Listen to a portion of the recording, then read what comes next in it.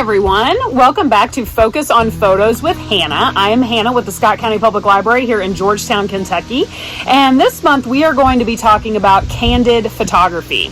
So with holidays coming up, we're going to be with family, hopefully. Maybe we haven't had that opportunity due to the pandemic lately. And a lot of us are going to be wanting to take photographs, just like any other holiday. We like to capture those moments and keep them forever and ever and put them in albums and then look back on them in 20 years and laugh at everyone's haircuts and the way that they're dressed. So make sure you capture 2020 fashion. So when we talk about candid photography, these are your unposed, unplanned photographs. They are essentially a fly on the wall picture. These are the photos that we're going to take without saying things like, hey, look over here, or say cheese. These are just the kind of shoot from the hip moment. And that's actually going to be one of the tips that I give you today.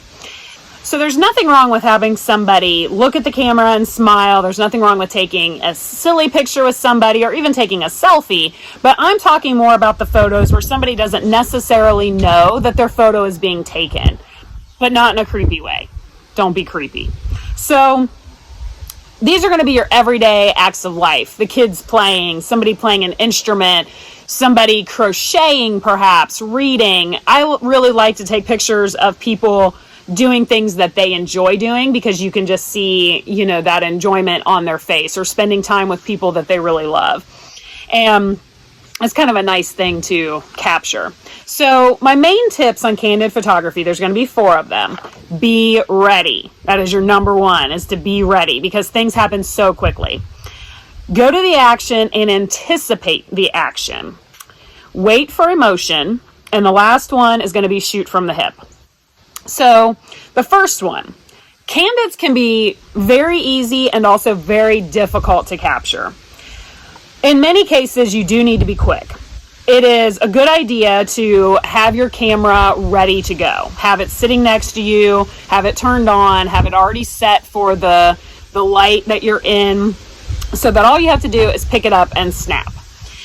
You guys might be familiar with it's an iconic photo that was taken of the Marines raising the flag over Iwo Jima, and it's actually the Marine Corps Monument in Arlington now. And that was actually, it's kind of a funny story, the second flag that was raised that day.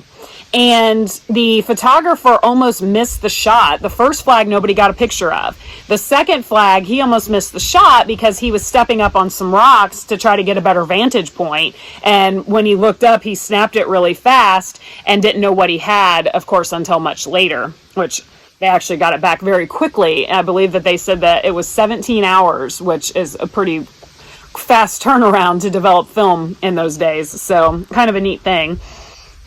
So other times, patience is going to be a virtue. There's times you're going to have to be super fast, and then there's times where you're just going to have to wait and sort of anticipate what is going to happen. And this is where we talk about going to the action and or anticipating it. So I like to have my camera in my hand. My nieces and nephews pretty much know from the time that they are born that Auntie Hannah is going to have a camera in her hand or close by.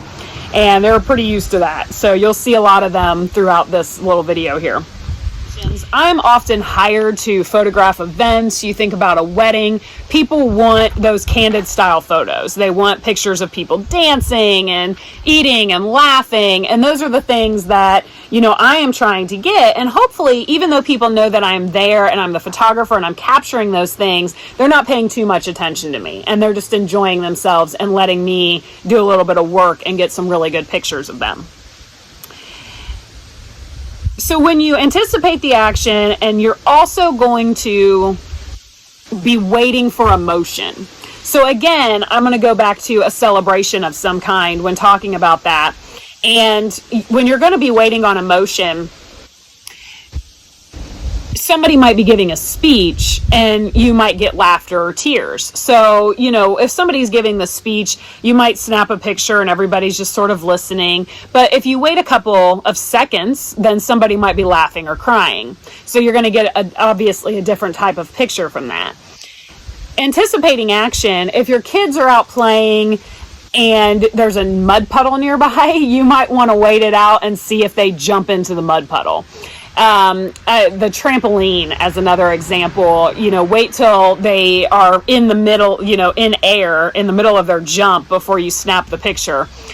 Maybe even the landing might be kind of a cool shot. So, anticipate your action and wait for your emotions. So the last thing that I want to say is the shoot from the hip.